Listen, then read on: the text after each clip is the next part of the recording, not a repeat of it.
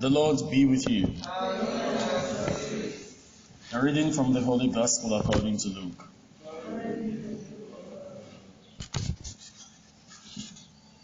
At that time, Jesus told his disciples a parable. Can a blind man lead a blind man? Will they not both fall into a pit?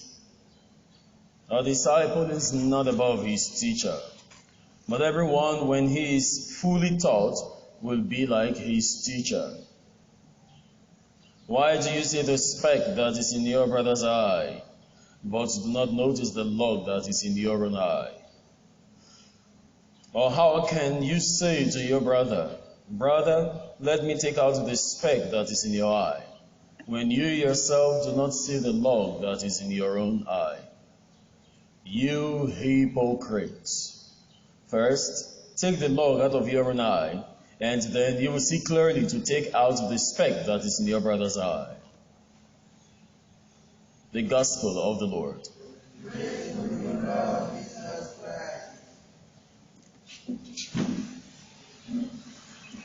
The duty to correct other people belongs to those who themselves have corrected their own errors. We have heard severally the scriptures charging the prophets to tell the people about their evils in order that they don't die in their sins. And we could hear God saying he does not delight in the death of a wicked man, rather let him turn from his evil ways and live.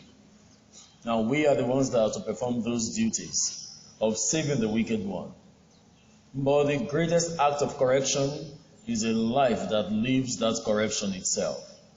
Otherwise, we have no authority to save someone when we ourselves are not saved.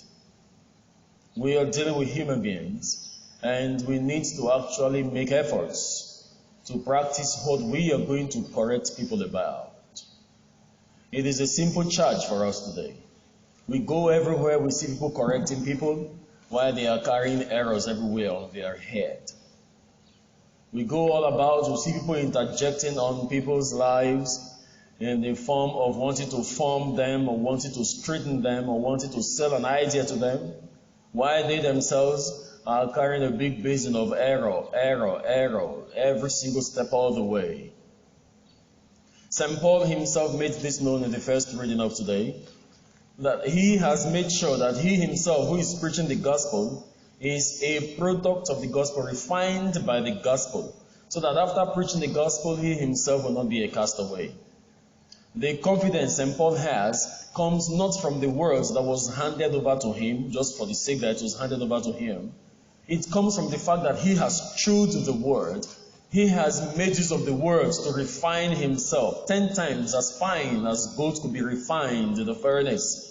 He has entered into the word. He lives by the word. You could hear St. Paul saying, it is no longer I who live, but the Spirit of Jesus now lives in me. So before St. Paul sells Jesus to someone, he himself has become Jesus. And that is the most authentic way to actually save others. Let us hold on to this truth, that the greatest of evangelization is the one done to our own selves, because the examples of our lives speak much louder than the statements that we make. And our Lord Jesus Christ gives the final summary. I will remove the log of wood in our eyes first, so we'll see clearly to remove the splinter that is in someone else's eyes. This is the foundation for the warning about judgment, because those of us who are passing judgments up and down might be twice as guilty as those we are judging. It's a simple common sense. The best way to actually train a child is not by the words that we speak to them. We have seen that manifest everywhere, that children actually act in accordance to the way we act rather than what we say. It's the reason why many parents keep shouting and say this child does not listen.